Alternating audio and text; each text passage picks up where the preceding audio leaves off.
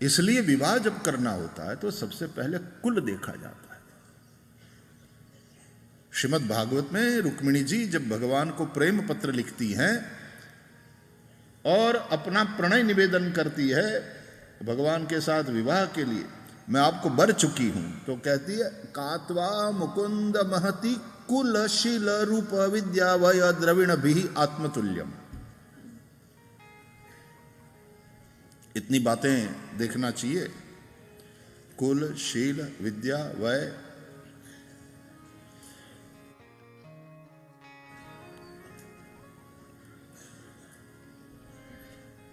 कुल शील रूप विद्या वय धाम इत्यादि सब देखना चाहिए। तो सबसे पहले क्या देखना चाहिए? बोले कुल। सबसे पहले कुल, खानदान, किसकी मां कौन है, पिता कौन है, परिवार कैसा, खानदान देखिए।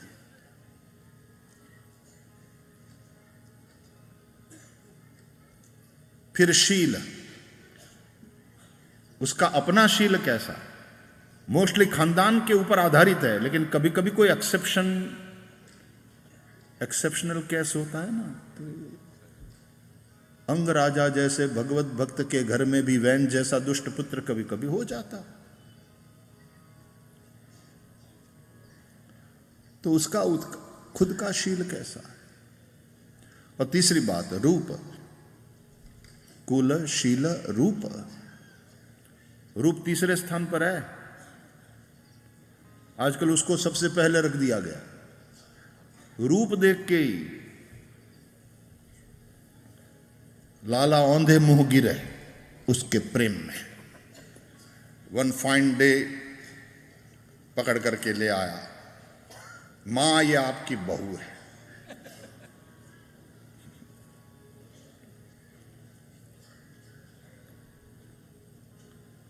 और थोड़े ही दिन में उसका शील प्रकट हुआ, और शील के बाद पता चला कि अरे या तो कुल ही गड़बड़ है। तो भागवत तो हमारा मार्गदर्शन करता है हर प्रकार से। कात्वा मुकुंद महति कुल शील रूप विद्या वयो द्रविण धाम भी आत्मतुल्यम, कहती है रुक्मिणी जी।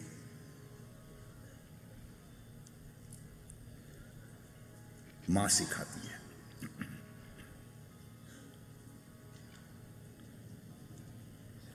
कुल शील रूप फिर विद्या। कितना पढ़े लिखे हैं लोग। ये लड़का क्या पढ़ा है, लड़की क्या पढ़ी, वय, दोनों की उम्र को देखा जाता है। द्रविण, पैसा, एक बहुत धनवान और एक बहुत गरीब हो तो भी गड़बड़ हो सकने की संभावना है। और धाम, निवास,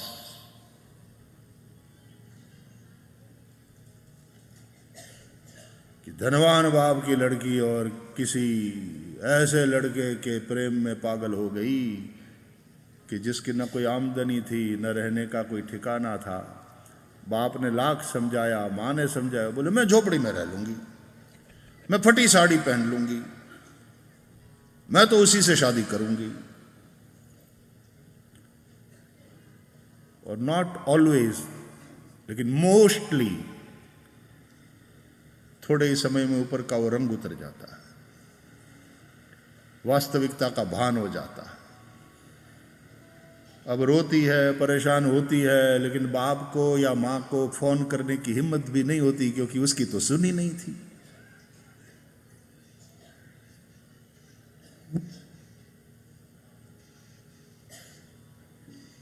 तो इन सब बातों को देखना पड़ता है रिश्तों में।